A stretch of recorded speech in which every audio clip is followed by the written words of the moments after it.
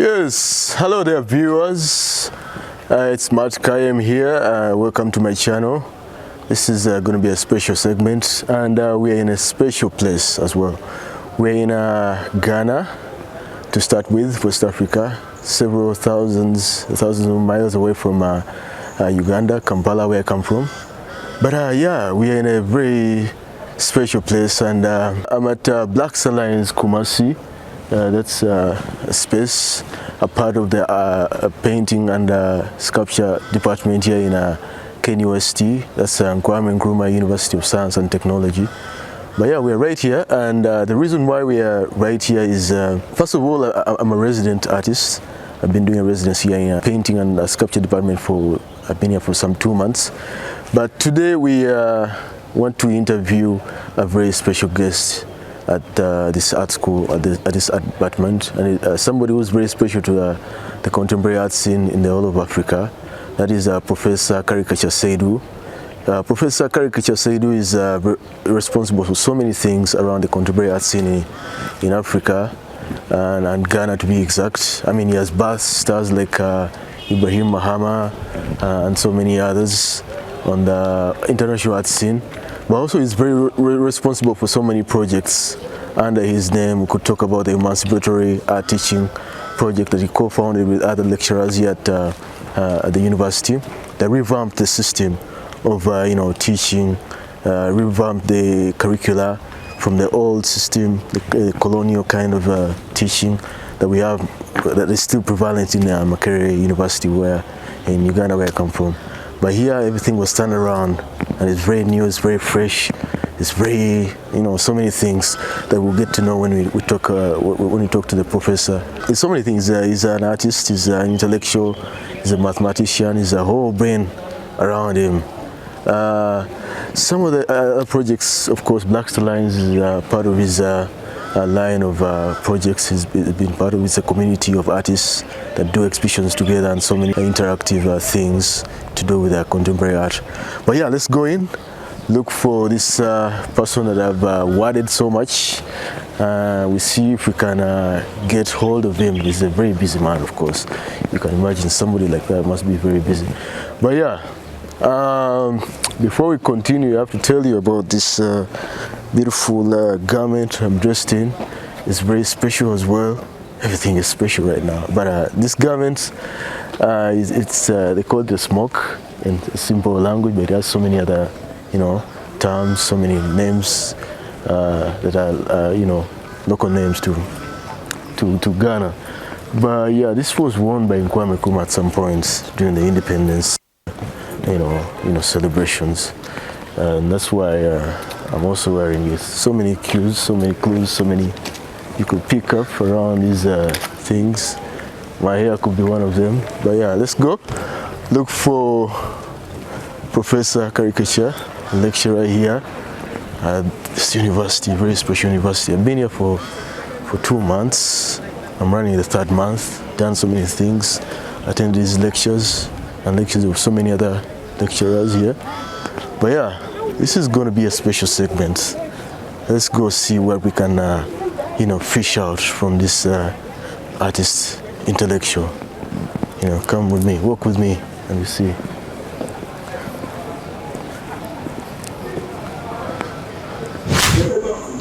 Alright, hello viewers. It's the evening right here at the Senior Staff Club at KNUST. It's about 7:24, and we've been tracking down our host today for almost the whole day, but we are very lucky we've gotten a hold of them, and we are going to go through our conversation, our interview with him, and we're very lucky to have Professor kąrî'kāchä seid'ou here right with us to conversate with us today, this evening. Professor Kari, as we usually call you, you remind me of an educator back in Uganda, Mr. Edward Kasole. He contributed a lot to primary education is synonymous, or is known with city parent schools, all the parent schools back in Kampala and so many other towns in Uganda. So, but let's, but without comparison, I think, you've done a lot for the university or art education here in Ghana. So let's dive in through here and see what we can get. So is there a part of your upbringing or childhood that you think has influenced a lot of the person that you are today? Yeah, obviously, but I can't really draw the connections. Yeah, maybe some of the anecdotes I can tell might instigate some connections. Yeah, I'm a person from childhood dedicated to the rights of people. People to have their independence, to be able to articulate whatever they want to articulate. And I use so many methods. I've used silent methods and also more explicit methods. So I switch between modes. So it's very difficult to predict who I am in terms of my political commitments. Yes, so I can draw connections in that regard, but others can draw more. Yeah. Interesting. So you changed your name to kąrî'kachä, seid'ou. Of course, I know these are not your government names. How does this fit into your wider practice as an artist and intellectual? It's not just a name change, it was an art project. Yes, but at the time, I didn't have many in the community, art community, to regard that as art, because we were already used to specific media as art. So I was a subject of ridicule. But I also had kind of I say privilege, because I was well trained in the traditional media, and those who know my history know that after the Glovers and the Delakis, the other name to come was kąrî'kachä. So I disappointed a lot of people when I said I'd stopped painting and that I just wanted to be an artist. Then the question was, so painting is not art or whatever, but it was a way to tell the Ghanaian public that art was beyond the media. And I had to be silent and work for about 30 years to see, for people to see what all this would bring. So today, if we talk about blaxTARLINES and all that, it's related to that decision I took. That even though I was the next in line,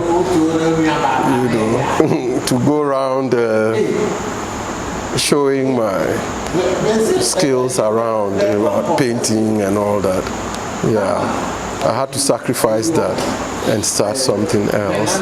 And then today blaxTARLINES is there for the whole world to see. Some of us are very much a testament to what blaxTARLINES is. Somebody like me who's been in your classes, I've seen there's a point you presented about your work, about your earlier works, and you painted realistically, you done all this time writing, so I can really attest to what you have said up there. Let's talk about the Emancipatory Art Teaching Projects. What did you see? Why did you see a need to replace the old curriculum with this experimental work? Yeah, maybe I was privileged to have worked on the streets of Accra as an artist. I was about 15, 16 years when I started commercial painting.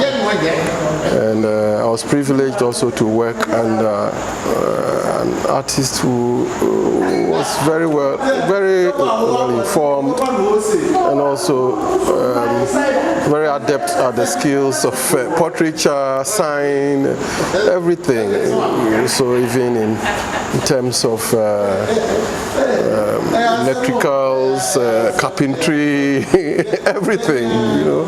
Yeah. So I had very solid background, you know, in art before coming to the university. So you can imagine coming to the university and then being given you know, sheets of paper to paint on when you had made billboards before coming, you know. This was, yeah, so really my background was solid, yeah, but the street was very experimental. Even though it was based on commissions, you always had to initiate something, you always had to imagine something, and you were also doing something live. You know, you were doing it, your studio was not hidden. In academic institutions, your studio is hidden. It's only at the exhibition that people see your work. But we were performing on the streets. You were making a billboard, people were seeing you doing it. Yeah. I came to the university and these things were not quite part of it. So I had a taste of what art could be, what experiment could be. We were the Photoshop guys before Photoshop. Yeah, now it's so easy to do it, but we were doing it manually. When I'm talking about the 80s, the 1980s, when videos, Rambos and Co were coming, we were the ones painting the, you know, the video posters and all that. We were painting the concert boards, we were painting the billboards. Yeah, and you had to cut someone's head and paste it somewhere.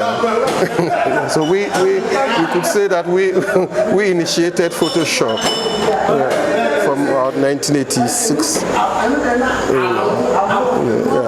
Photoshop, I think, is 89. But even it didn't come here until quite later. So we were doing all these things. So imagine you have that background before coming to the university. Yeah. So we did all this. And coming to the university, I learned a lot from the university in terms of the analytic side, like color theory and all those things, to explain what you had done already. It made you understand what you were doing. But then they didn't give you the social. You were just glued to the four corners of your format. It did not push you into the social. That's how the curriculum was. The curriculum was the modernist one. Yeah, of course, going through colonial education, what else should you expect? You can see that in all curricula in art schools. So coming from the street to the university, you know, I had a lot of experience in the social. I used to canvas for all those things, so you can tell. So it's not just some fancy thing.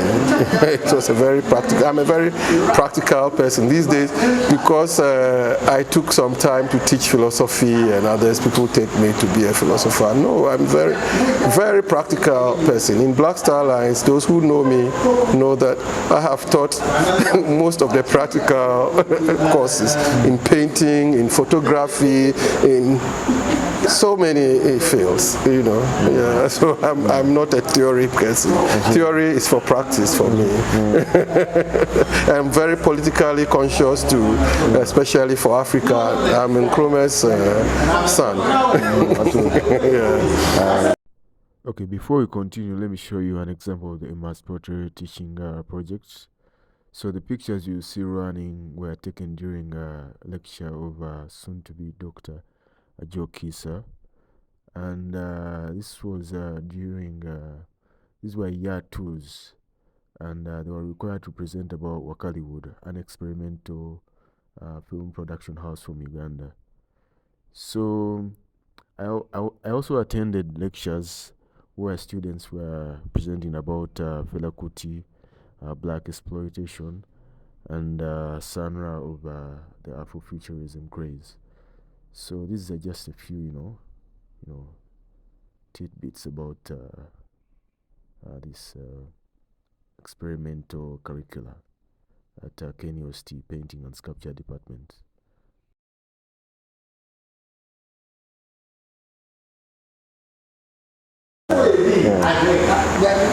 Yeah, it's very interesting. The Emancipatory Art Teaching Project has produced art world darlings like Ibrahim Mahama, Gideon Appa, Larry Oponsa, Priscilla Kennedy, and so many others. Some of these fall into the now fading black figuration trend.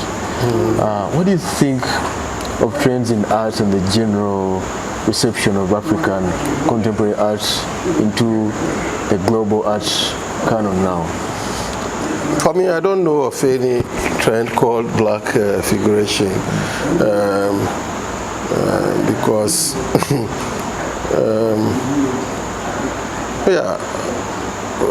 African modernism that I know has more figuration than even abstraction, and it was one of the contentions that I had with the curriculum, that African art itself, had lots of abstraction and all that, but the curriculum could not, contain it.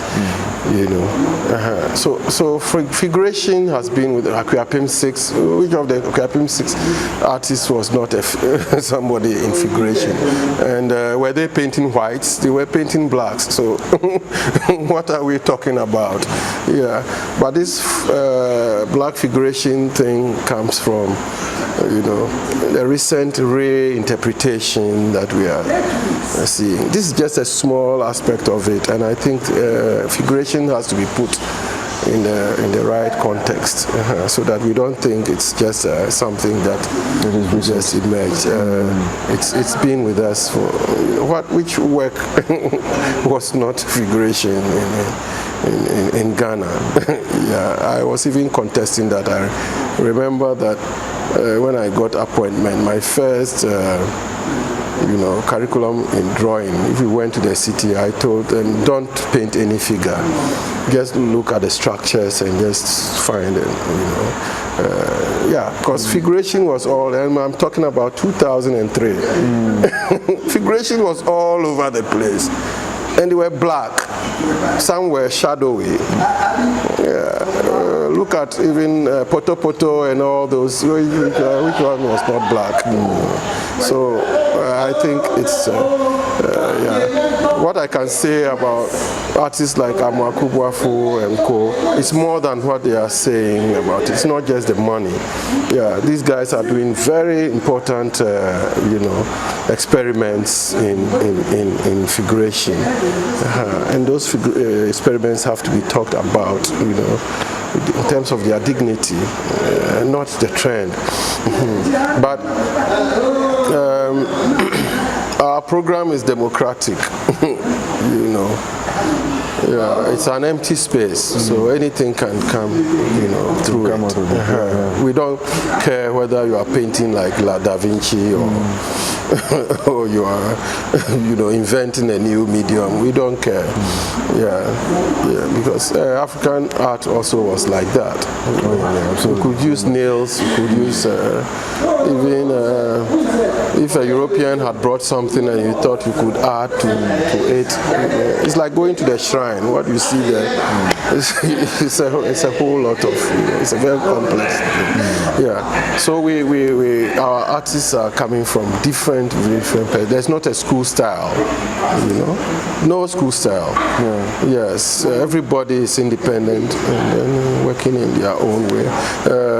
Some use technology, some invent technology, some invent formats, some invent genres. For photography, for instance, I teach, from the pinhole. I want them to understand how light works. And when you understand light, then we can go into the electromagnetic spectrum. And if we go into the electromagnetic spectrum, it means that apart from light, we can use maybe infrared also to make images. We can use maybe ultraviolet to make images. So we go into all these things. So before somebody comes out and says he's using the photographic medium, there's a whole lot of backgrounds to what they have done. So it's not one thing, it's a whole lot. It's complex. I cannot really, put it totalize it. Yeah, it's a complex. So the Emancipatory Art, project is about, being independent. Yes. If Ghanaians think that they are independent when they are voting to elect, president, in the same way, they should be independent to, to invent or to choose whatever idioms that they want to use. That's it. It's just it's a very simple logic, isn't it? It's very much. This is what was not there. You go to the galleries, everything is painting. It's the same thing. Yeah, the same idiom. Yeah. Okay, this runs us into our next question. Rebellion or fighting the hegemony is a concept that is at the center of your practice as an artist. Rebellion or fighting the hegemony is a concept that is at the center of your practice as an artist and an educator. How should an artist conduct themselves while fighting a rigid and progressive normalcy? For me, when I was doing it, I didn't think I was fighting anybody. I was doing my thing. But when you are doing your thing and then it comes into conflict with another, it gives that impression. Yes, but mine is an affirmative position. This is my target and I'm doing it. Yeah, so if it comes into conflict with yours, then maybe we have a debate or something like that. But sometimes people were not prepared for debates. Yeah, because maybe they had been masters for a very long time and someone poses a question and then it becomes a problem. So that's how I worked. But normally, naturally, I'm a very quiet person. I want time to reflect on what I do because I've done a lot in different disciplines. I'm a mathematician as well. Okay, I'm a poet.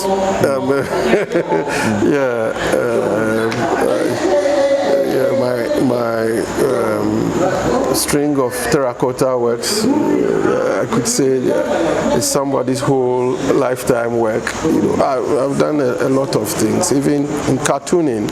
The cartoons I made while I was in school, some was life work, very prolific. Yeah, it's just that these days my work is more dematerialized, so it's most times very more invisible until, and I don't want to talk about it until people experience it and then come back to me to talk about it. You took a radical standpoint not to. You took a radical standpoint not to ever leave the continent of Africa. Yes, this is very important to me. What is it about this land that you that has given you that sort of contentment, or what political statement are you passing across here? Yeah, Kwame Nkrumah, who we can credit, where we are is one of, it's a manifestation of his vision. Yes, and I must say it's a very beautiful, very significant architectural work, designed by a Ghanaian and a Croatian architect. Kwame Nkrumah said he was doing these things, building universities and others so that we would be at par with the best of the world. With the best in the world. And he took that from Agri. Kwejiri Agri said, only the best is good for Africa.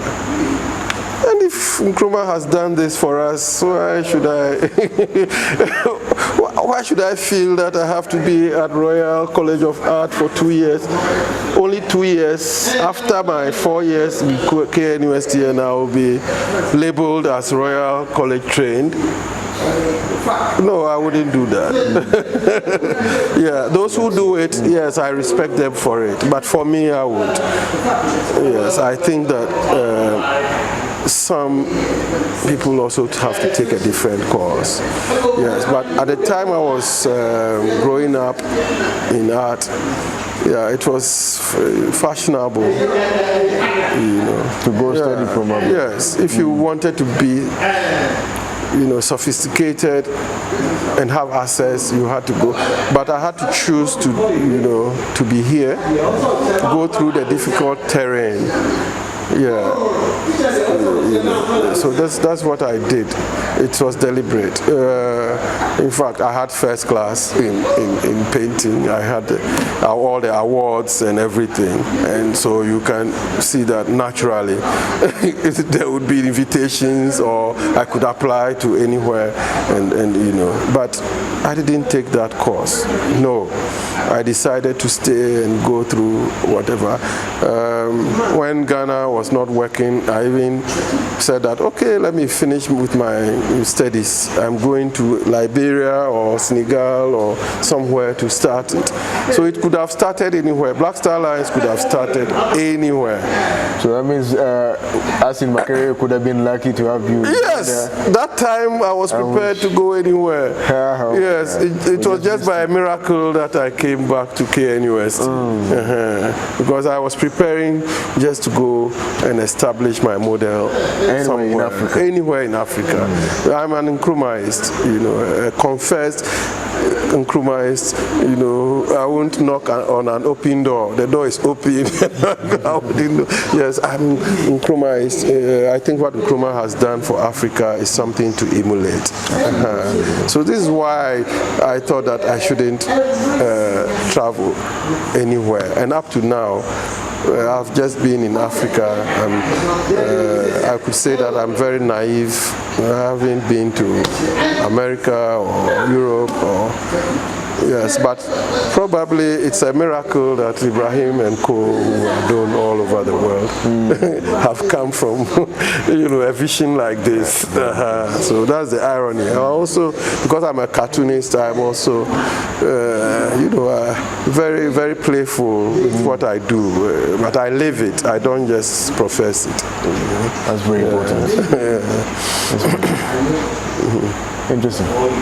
This is also sipping into our next engagement.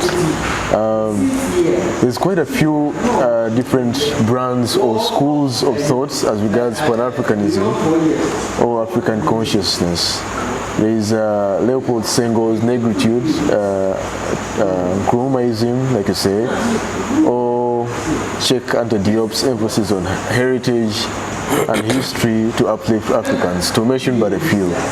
Which direction do you think will work best going forward for the continent? Which brand of Pan-Africanism is, best suited for us? We have to train, now we have to be like machines training on data, like Ajo will say. So there will be aspects that you have to train on from many of these. Even though I'm an Nkrumah person, so I'll go with, being very modern as much as possible. Don't primitivize Africa,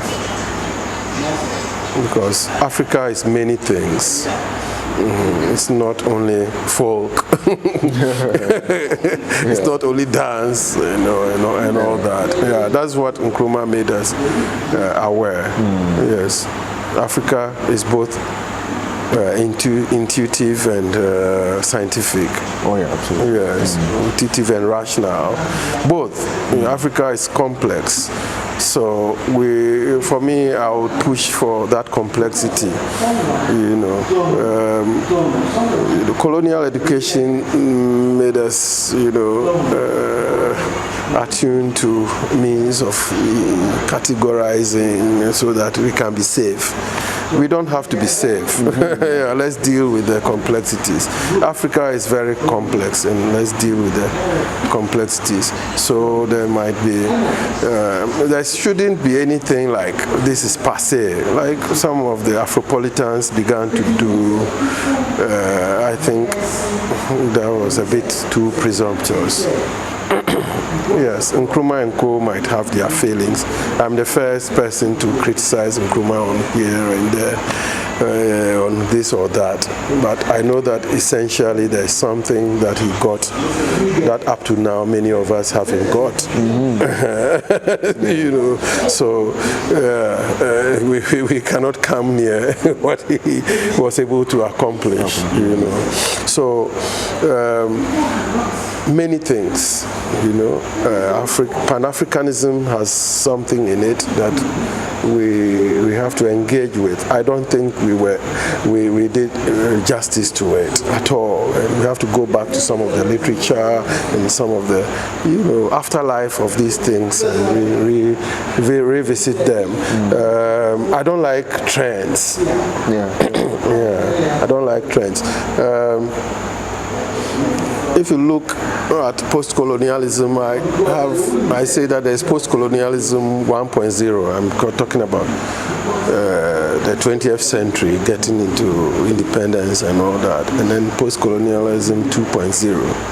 I think there is a lot in post-colonialism 1.0 that brought the Nkrumahs and Co that we didn't really engage with.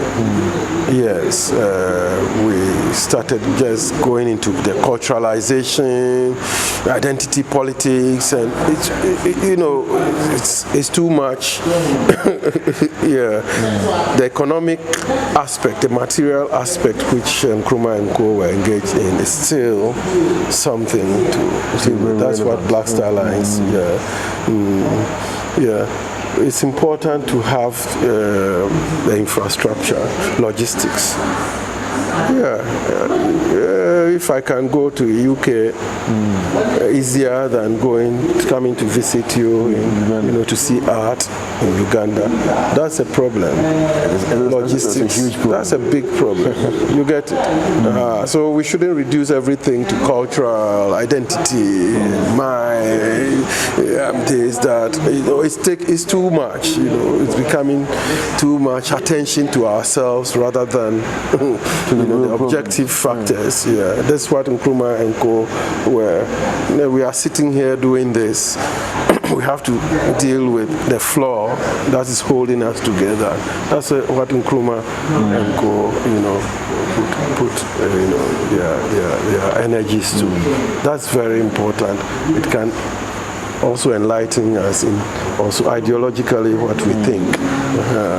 The identity concerns and all that can also be affected by the material conditions, and that's what we call class politics, which is out of the question today, but which was what Nkrumah and others were fighting for. Class politics is out of the question now.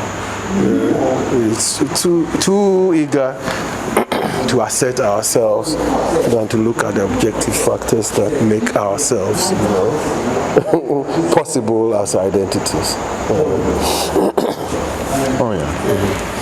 Very interesting. We've wandered so much in the lands of Pan-Africanism and philosophy. So let's go back to a little of the art world. Yes. The exhibition Magician de la Terre at MoMA in 1989 is noted for having had a preference for self-taught artists from the global south, and we see this fascination with the unschooled primitive artists trickling down onto the continent. as well. We see it within the collecting habits of Jean Pigozzi, a major collector of African art. We see this in the rise of artists like Jack Katarikawe in Uganda. He made a in Kenya. He was an honorary one of the Makerere University professors, and ended up with a successful career in Kenya. What do you think of the self-taught versus the educated artists in the context of Africa? Who do we need more? First, I have to correct you. Magician was not held at MoMA. It was held in Paris. Yeah. MoMA, what happened there was the primitivism, exhibition, and Magician was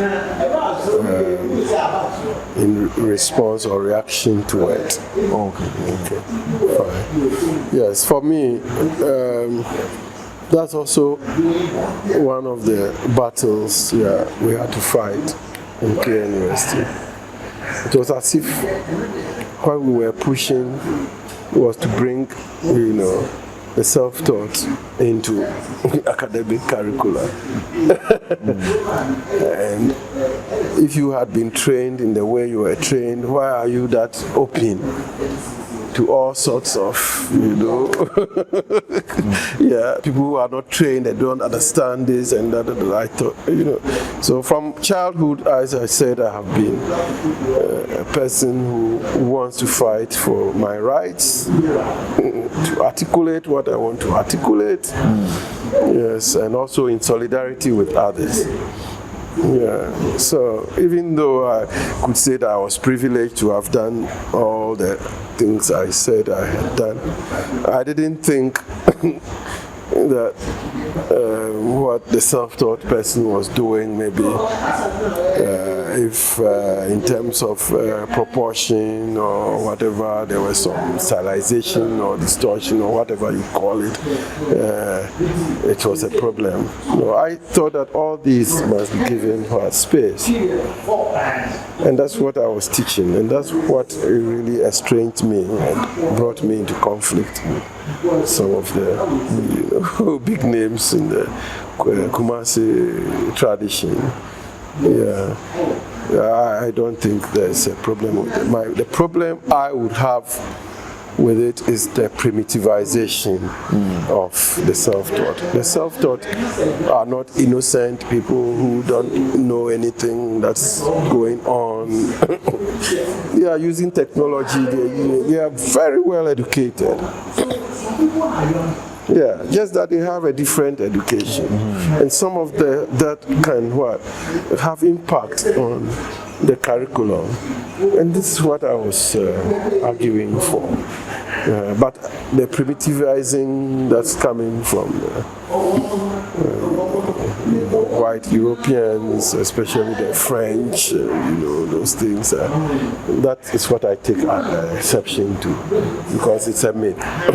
I worked on the street and I know what sometimes when people are talking about sign painting and go on the street, and I know that I was part of all this, and the way they talk about it, I feel like I'm not the one they are talking about. Meanwhile, I was in it for a very long time. Even when I was in the university, I was still going back to do it. So there is a certain primitivist logic. This is what I would attack, and that's what showed up in Magician de la Terre. That myth of African purity and whatever, I think has to be done away with.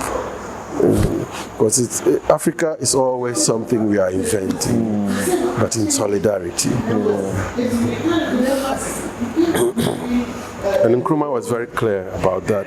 I like African Genius, his speech, 1963 speech, that opened the Institute of African Studies. He's very clear about this. Absolutely. I mean, you sent us, you told us about that speech during our lectures. He's very profound. And that was his critique of negritude. That negritude was playing into that kind of primitivism. But Africa is more complex than that. Absolutely. I think that was the last of our questions. Thanks a lot for watching. But before we close our video, I want to ask one more additional question. Karî, what's with the serving of sobolo within exhibitions? What's with the serving of sobolo within exhibitions here at KNUST? Sobolo, yeah. Yeah, it's becoming a leitmotiv now. It's very popular within. It's the choice of beverage. Yes. At university. Maybe it's both. Where does it come from? It's both symbolic and practical, you know. It's for some time now. When I was young, sobolo was not part of our culture. Yes, growing up now, I see that it's become part of. And our people have learned very fast how to adapt it, and many spices and here and there and all that. But that's for the practical side. But symbolically too, you know, Ghanaians have the spirit of quietly try to own things which are not theirs. Like jollof.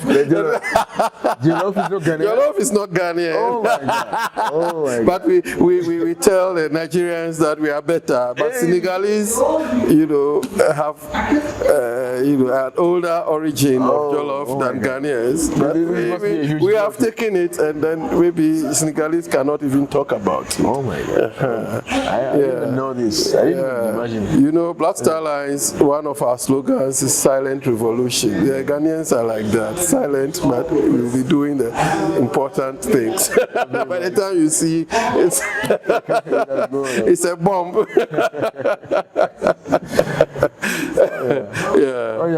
Thank you very much, Matt. Yes, this privilege. It's not a privilege. I was also looking forward to talking to you because I appreciate the fact that you are an artist who devotes some time to write about other people's works and other events.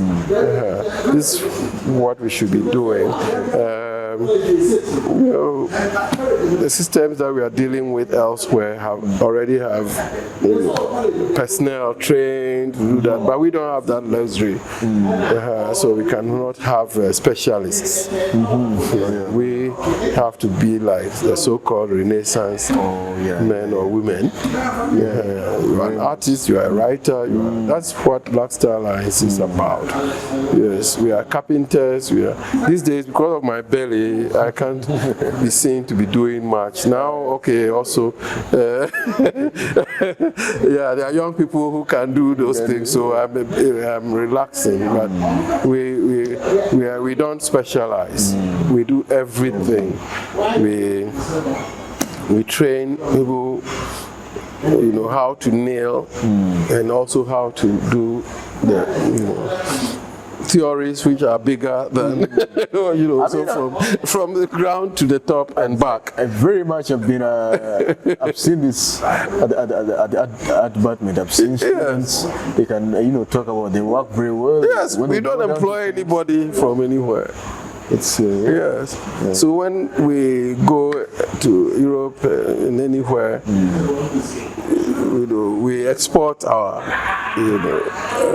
expertise, how to fix work, all those things. We are curators. Somebody is a painter and the person is also a curator. That's Africa. We have to do that for now so that we can go to the next. Otherwise, if we want to do everything like what we see in Europe and other places, we can't change anything.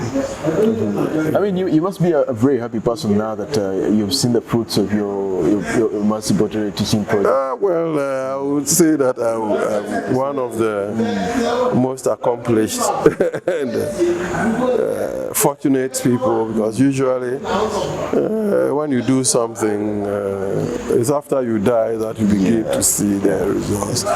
You could imagine, I remember when I was teaching Ibrahim's class, I was telling them that you should be serious about your work.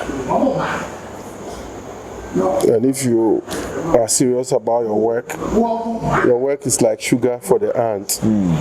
Wherever you are, the ant will find the work. I was there. Ibrahim was still a student, MFA, when he called me and told me that Okuemizo had sent him an email to be part of the Venice Biennale. Not in a pavilion, but in the main exhibition. What I told him was that, hey, my brother, what I was telling you, I was not expecting it to happen in 2 years or 5 years. I was thinking that it would happen in 20 or 30 years. So if it has happened, then I'm one of the most, So I would say that it's, but I've had to be silent for about 30 years. I mean, I very much. We've been seeing Ibrahim, but we've never heard about you, most of us. Yeah, it's good to be here, and you get to know who has been holding the figure up there. Yeah, so, and I'm not alone. It's others, like Castro, Buma, Castro, Dorothy, Bernard, a lot of, Tracy and there are a lot of people. We all work together. We help ourselves, our strengths here, our weaknesses here, and then we help ourselves. We want this to be in Uganda. When I was in Uganda, I saw a lot of, promise. Yes. When I went to Bruno's place, I was very impressed. Yes. I also saw other people doing things. Colin, Jugo, very impressed. I could say that for me, when I come to your space, I don't look at your singular work. Even if I look at it, I see it as part of a bigger thing. So I'm not looking at Bruno that what painting have you done or what sculpture, but the entirety of what he's doing and then the effect. This is what Africa needs now. And that's what we did at blaxTARLINES that worked.